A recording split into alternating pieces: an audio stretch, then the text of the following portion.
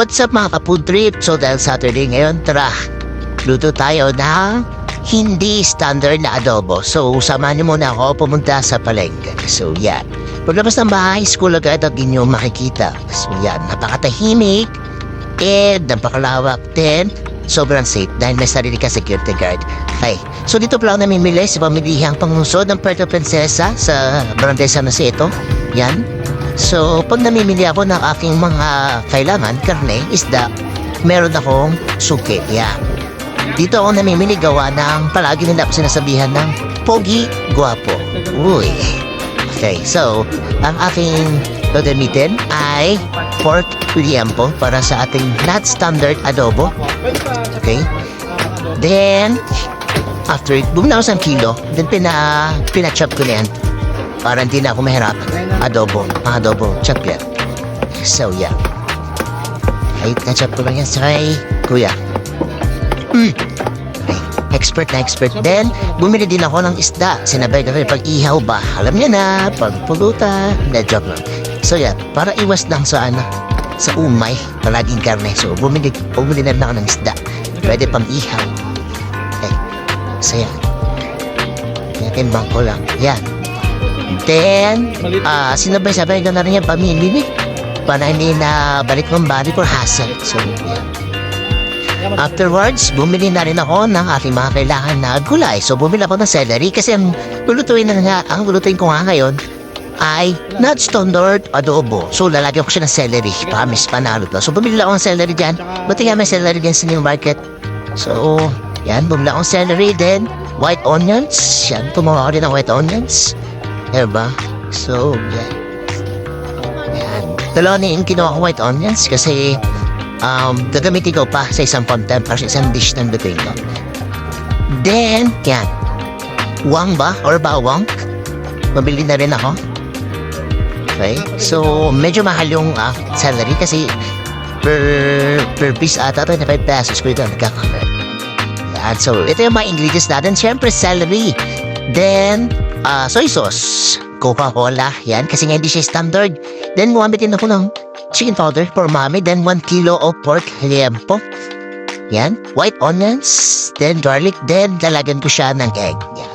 Right. So, palagi kong ginagawa yan, hugasan muna natin ang ating karne para maiwasan ang cross-contamination. So, gumamit ako ng strainer kasi mas better na maghugas ka ng karne from market sa running water.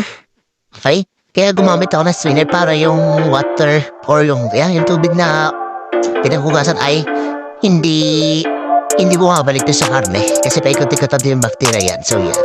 Nagasan ko lang siya through running water. Then inagasan ko rin yung paglalagyan ko para at least katapa na malinis and mawala na yung mga bacteria. Yan. Kasi di ako siya ilalagay. Aside from itatry ko siya or papatuyuin para walang tubig pag nag-sutay na ako.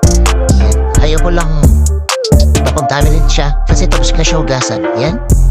So, lalagay ko sa dyan para ma-dry. Mabawasan yung tubig. Next, syempre, hiwain na natin ang ating onion. Dudis! Yan. Hiniwa ko lang ang ating onion. Yan. Dudis. Kung pamilya na tayo kay Dudis, keta siya. Di ba? Yan. Wet onion. Isang wet onion na yung gagamitin ko dyan. Yan. Kasi minsan gagamitin ko pa sa isang dish na aking lutuin.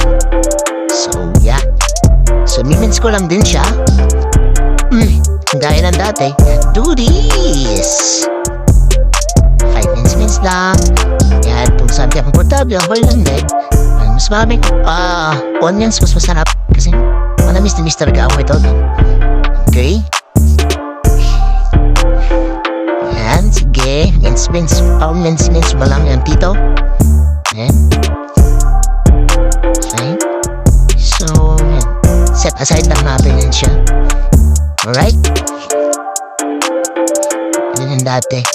And means, kung mas gusto mas maliit, mas better. Pero since, namamadali tayo. And, tayo lang yan ang kakain. Hindi naman siya for commercial use. Or never naman siya bebet. Diba? Napakatuloy ng recipe. Kahit sa bahay nyo, pwede nyo gawin. Diba? Mas maraming onion, mas masarap. napakabilis lang ito lutuin guys. Typical adobo, naglagay lang tayo or gumamit lang tayo ng iba't ibang ingredients. Diba? Kaya siya nag-unique. Again, hindi siya standard na adobo. So baka merong magsasabi, oh, bakit naglagay ka celery? Bakit may ganyan? So panya-kanyang trip lang po yan. Okay? Yan. So pagdating sa bawang, hindi ko siya i-mince kasi mas gusto ko yung nakikita siya sa dish ko. So ang ginawa kong hiwa dito yung parang yung typical na bawang sa manik, yung malalaki. Yan. Kasi may liga pumain ng bawang eh. Yan. So gusto ko yung bawang na buo-buo kaysa sa mince. Case to case pa rin siyempre kung ano yung dish na aking lulutuin. So yan. Ganyan slice ang aking prepare pa nag-adobo. So yeah. Hiwa-hiwa lang ni Tito. Hiwa ko lang. Ay, napakadali lang na process and napakabilis. Sobrang bilis lang natatapos. Okay. So, after ko mamissimplas lahat ng aking mga ingredients, so, nagpainit na ako ng kawali. Okay. Isang tip para hindi magtubig ang ating meat, kailangan mainit na mainit yung kawali na ating gagamitin before natin ilagay ang ating meat or yung karne yan. So, hindi na ako gumamit ng mantika para isote yung aking onion and garlic or itong aking baboy kasi eventually magmamantika naman din siya. So, parang ginigisa ko siya sa sarili. Yan. So, yan. Itutosta ko muna siya or gusto ko kasi magkaroon ng Maillard. Yung tosta na sensation. Sobrang sarap na. And, malalabas din yung flavor ng ating karne. So, yan. Antayin ko lang muna siya tosta or magkaroon ng Maillard. Yan. Or how many minutes din. Yan. Saglit lang yan. Okay, so, yan. Nagkaroon na siya ng Maillard. Para sa akin, okay na siya. Kung sa inyo, mas gusto nyo pang mas tostado, okay lang din. So, nilagay ko ng aking white onions and garlic yan. So, yan. Habang nagmamantika yung karne, yan, masusutay or maluluto na rin ang inyong garlic and onions. Yan, kung mapapansin nyo, meron siyang mantika. Yan, extract yan sa mataba-taba. Kaya ang sarap i-adobo talaga ng liempo kasi yung layering ng meat, yung may fat, may laman. Ang sarap niya talaga i-adobo. So, mekos lang guys. Mekos lang. Mekos lang natin yan. Okay, mekos. Then, lutuin ko lang muna or antay na natin maluto ang ating white onions and garlic. Yan. Yan. So, antay lang natin. Okay. So, napakabilis lang yan. Mekos lang ulit. Mekos lang. Mekos. Yan. Nakita nyo Maillard o yung pagkatusta. Diba? Medyo masarap-sarap na yan. Okay? Yan. Mas gusto ko yung tostadong adobo. Yung napitiyan. Afterwards, naglagay na ako ng 1 cup of soy sauce. Any soy sauce, basta Silver Swan. Baka naman Silver Swan na kayo. Yan. So, hayaan ko muna mag-incorporate yung soy sauce sa aking meat.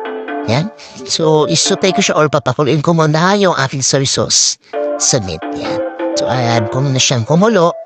Yung iba kasi naglalagay na agad ng water or vinegar.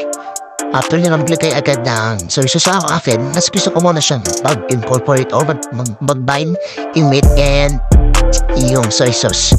So, yeah. Hintayin na natin, then papakuloyin natin. And then, naglagay din ako dito ng liquid seasoning. Yan. Para lang merong familiar taste. May familiar taste pa rin sa atin or sa akin. Kasi, naglalagay ako dyan ng Coca-Cola na hindi naman siya typical lang din nilalagay talaga sa adobo. Pero, nowadays, maraming naglalagay niyan. Hindi naman na siya secret or bago. Kasi marami naman nating innovation pagdating sa culinary world, diba? So, yan. Hindi lang naman aking gumagamit ng Coca-Cola pagdating sa adobo. Marami ako nakikita at marami akong kilala na mas prefer nila yung gumamit ng Coca-Cola, Sprite kasi matamis siya. Yan. So, yan. Coca-Cola baka naman. Okay? So, ubusin yan. isang sakto ba yung tawag yan or solo? I'm not sure. Yan. So yan. Inubos ko dyan. Then, hayaan ko lang siyang mag-reduce or i-reduce ko lang siya hanggang sa lumapot siya or hanggang sa maluto yung aking pork. Yan. So yan. Antay lang natin. Siguro 15 minutes, 20 minutes. Yan. Magkitikan din sauce or na-reduce na yung ating liquid or sabaw na ating pork adobo. Yan. Okay. Yan. So, yan. Kumukulo-kulo siya. Then, may mga tusta-tusta yung ating karne. Yan. Oo, yun na. After 15 minutes or 10 minutes, ano na itsura niya. And then, hindi pa yan siya or nakukulaan pa rin ako dyan sa thickness na akin. So mas i-reduce ko pa siya. Mas lulutuin ko pa yung putin. Mapapasa yung kulay niya. Hindi pa siya tostado or nawala yung pagkatosta niya. So, mas masarap sa adobo yung nagmamantika na. Diba? Na nawala na yung soy sauce, nawala na yung ko. Then, mantika na lang. Parang niluluto mo pa rin siya sa sarili niyang mantika. Yan. Yan. Diba? Yun naman yung gusto natin. Adobo. Talagang mapapakanan tayo pa ng adobo natin. So yan, hinalo-halo ko lang ulit. Yan. Yan. Hindi ko na napakita na nag-add ako ng vinegar. Then, hindi ko na rin na video na nag-add ako dyan ng chicken powder or umami. Para na may umami flavor. So, afterwards, yan na siya. Diba? So, kung mapapansin nyo, wala na siyang sauce. Okay? Mantika na lang. So, naglagay ako ng konting water para magkaroon tayo ng sauce. Yan. And then, para masama sa sauce yung mga tusta sa gilid or sa yung mga dumikit sa pan natin. Yan. So, nilagyan ko siya ng water. And, para mag-combine yung ating water at yung mantika or yung sauce, naglagay ako dyan or maglalagay ako ng brown sugar. Siya kasi magkukombine sa water and dun sa oil or yung ating pinaka-sauce. So, yan. Magiging sauce na siya because of the brown sugar. Yan, pampalapot na rin. Then, it can balance yung pagkaanat ng ating adobo.